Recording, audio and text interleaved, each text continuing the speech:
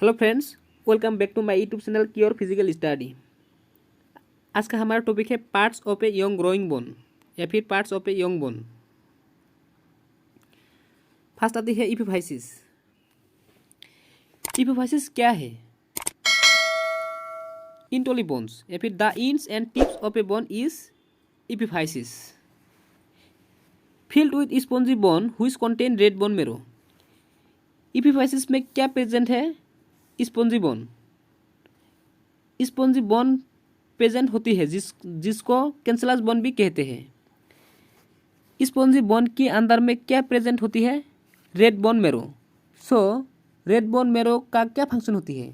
जहाँ पर RBC WBC platelets form होती है या प्रोड्यूस होती है या फिर हेमोसिस होती है।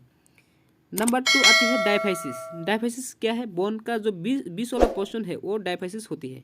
Tubular shaft runs between the proximal and distal ends of bone called diaphysis. Hollow region inside is medullary cavity filled with yellow marrow. Diaphysis या शाफ्ट के बीच में एक हॉलो रीजन प्रेजेंट है, खाली रीजन प्रेजेंट है जिसको बोलते हैं मेडुलरी कैविटी या फिर मेडुलरी कैनेल, जहाँ पर येलो मेरो प्रेजेंट होती है। येलो मेरो किस से बना होती है? फैट से। Walls are composed of dense and hard compact bone. Diaphysis में वॉल्स होती है। वॉल्स किस से बनी होती है? Dense and hard compact bone से बना होती है। Number 3 metaphysis. मेटाफाइसिस क्या होती है?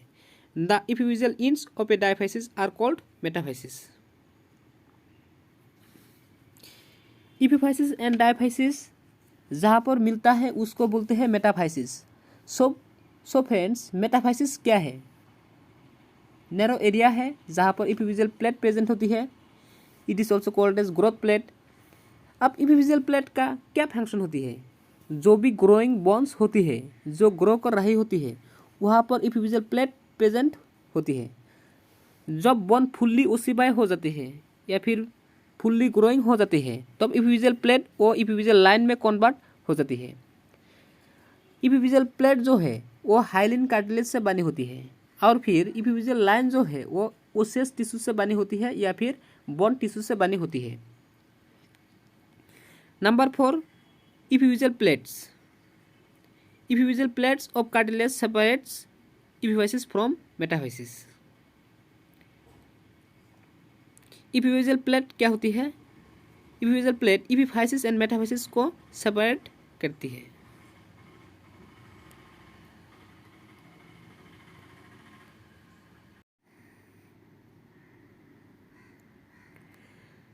This area is called epiphysis.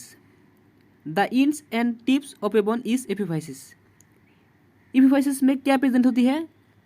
Spongy bone present होती है। स्पॉन्जी बोन के अंदर में क्या प्रेजेंट होती है? बोन मेरो प्रेजेंट होती है जहाँ पर ब्लड सेल्स प्रोड्यूस्ड होती है या फिर हेमोसिस होती है। This area is called diaphysis. जो बीच वाला पोर्शन डायफाइसिस या शाफ्ट होती है। डायफाइसिस के बीच में एक डायफाइसिस के बीच में एक हॉलो रीजन या फिर खाली रीजन होती है जिसको हम बोलते हैं मेडुलरी कैविटी या फिर मेडुलरी कैनेल बोलते हैं, जहाँ पर येलो मेरो प्रेजेंट होती है। येलो मेरो किस से बना है? वो फैट से बनती है। This area is called metaphysis. जहाँ पर इपिफाइसिस एंड मेटाफाइसिस प्रेजेंट होती है उसको हम बोलते हैं मेटाफाइसिस। सो फ्रेंड्स, मेटाफाइसिस क्या है? मेटाफाइसिस एक नैरो एरिया है जहाँ पर इपिफिजियल प्लेट प्रेजेंट होती है। It is also called as growth plate.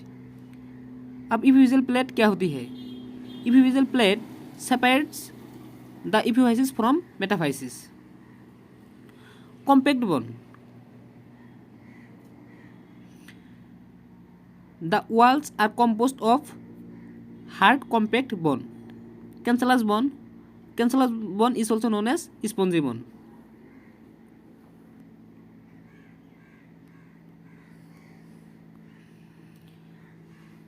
Now friends, इंडोस्टियम क्या होती है?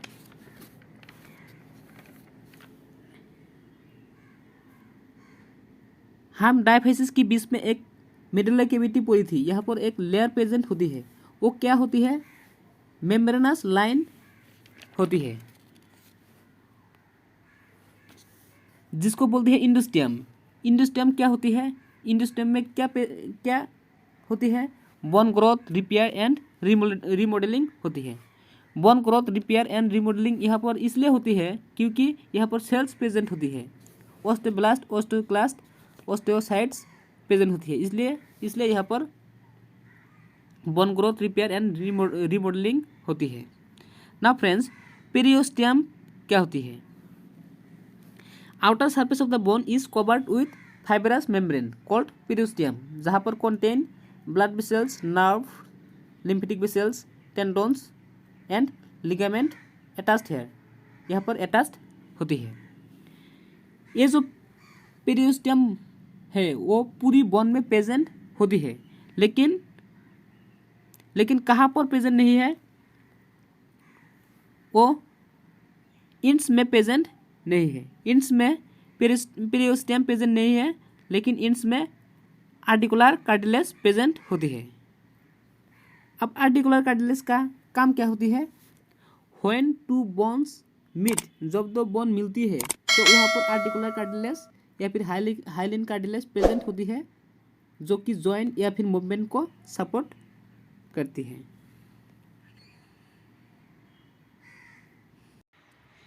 Thank you for watching this video, and guys, please subscribe to get more videos from this channel.